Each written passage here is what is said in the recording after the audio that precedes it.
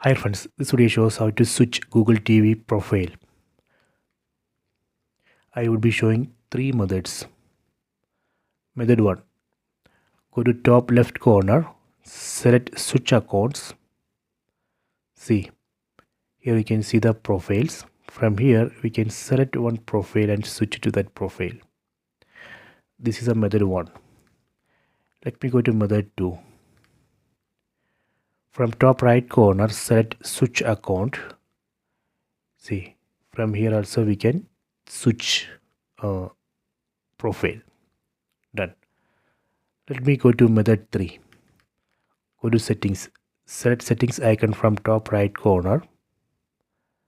Go to accounts and profiles.